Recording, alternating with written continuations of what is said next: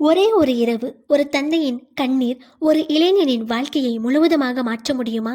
கடந்த பகுதியில் சொத்தை இழந்த ஒரு தந்தை தன் வாழ்க்கையின் மிகப்பெரிய தவறை மறைக்காமல் ஒரு இளைஞனிடம் பகிர்ந்தார். சொத்து அழிந்தாலும் பரவாயில்லை, உழைக்கும் குணம் மட்டும் அழியக்கூடாது என்ற அந்த வார்த்தைகள் அவன் மனதில் ஆழமாக விதியாக விழுந்தன. ஆனால் அந்த விதை வெறும் வார்த்தையாகவே போய்விட்டதா, அல்லது அவன் வாழ்க்கையை மாற்றிய வெற்றியின் முதல் படியாக மாறியதா?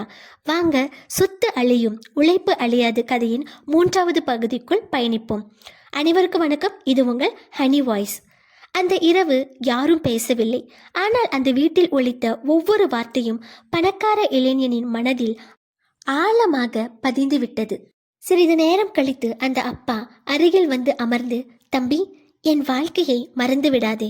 ஒரு நாள் உனக்கும் குழந்தைகள் பிறக்கும்.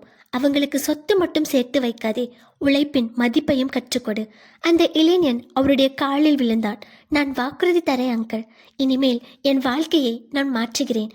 பிறகு அவனை தடவி கொடுத்துவிட்டு அவர் உறங்குவதற்காக அவர் அறைக்கு சென்றார்.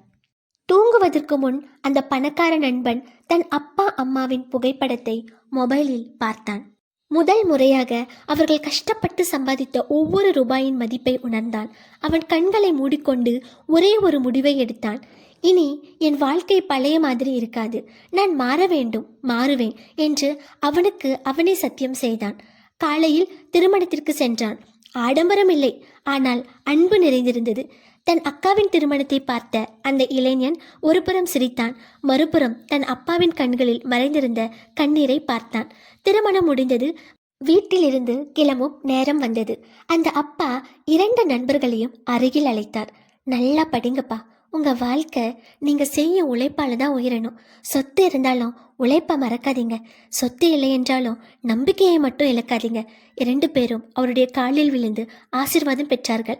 பேருந்து மெதுவாக கிளம்பியது. ஜன்னல் வழியாக அந்த அப்பா இன்னும் கையை அசைத்து கொண்டே நின்றார். ஆனால் அந்த பணக்கார இளைஞன் மட்டும் ஒரு வார்த்தை கூட பேசவில்லை. அவன் மனதில் அந்த ஒரு இரவு, அந்த ஒரு குடும்பம், அந்த ஒரு தந்தையின் கண்ணீர் மீண்டும் மீண்டும் ஒலித்து கொண்டே இருந்தது.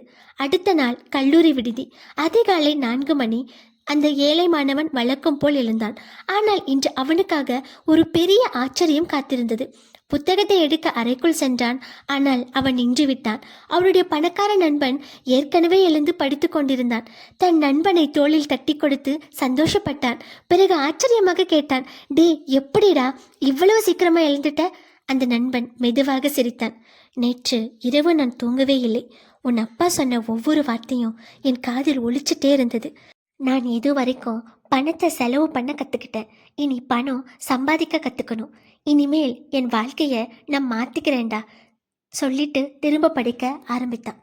கல்லூரிக்கு திரும்பிய பிறகு அந்த மாற்றத்தை எல்லாரும் கவனித்தார்கள். கேன்டீனில் தினமும் செலவு செய்தவன் இப்போது நூலகத்தில் இருந்தான். இரவு முழுக்க கண் விழித்திருந்து வீடியோ கேம் ஆடியவன் இப்போது அதிகாலை 3 மணிக்கு எழுந்து படித்தான்.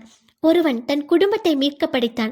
மற்றொருவன் தன் குடும்பத்தை இழக்காமல் காக்க படித்தான். காலம் நகர்ந்தது. செமிஸ்டர் தேர்வு முடிவுகள் வந்தன. கல்லூரியில் முதலிடம் அந்த ஏழை மாணவனுக்கு. 2வது இடம் ஒரு காலத்தில் படிப்பை பற்றி கவலைப்படாத பணக்கார மாணவனுக்கு. அவனை பார்த்த பேராசிரியர் சொன்னார், உண்மையான வெற்றி மதிப்பெண்ணில் இல்லை, மனிதனின் மாற்றத்தில் தான் இருக்கிறது. அந்த வார்த்தையை கேட்ட பணக்கார நண்பன் தன் மனதுக்குள் சொன்னான், என் வாழ்க்கையை மாற்றியது புத்தகம் இல்லை, ஒரு தந்தையின் கண்ணீர் தான். ஆனால் இன்னும் பெரிய அதிசயம் அவர்களுக்காக காத்திருந்தது. அந்த அதிசயம் என்ன? அதை அடுத்த பகுதியில் பார்க்கலாம். இந்த கதை உங்களுக்கு பிடித்திருந்தால் உங்கள் கருத்தை கண்டிப்பாக பகிருங்கள். இப்படிப்பட்ட வாழ்க்கை பாடம் சொல்லும் கதைகளை தொடர்ந்து பார்க்க எங்கள் சேனலை சப்ஸ்கிரைப் செய்யுங்கள். மீண்டும் சந்திப்போம், சிந்திப்போம், வாழ்க்கையை மாற்றுவோம். நன்றி.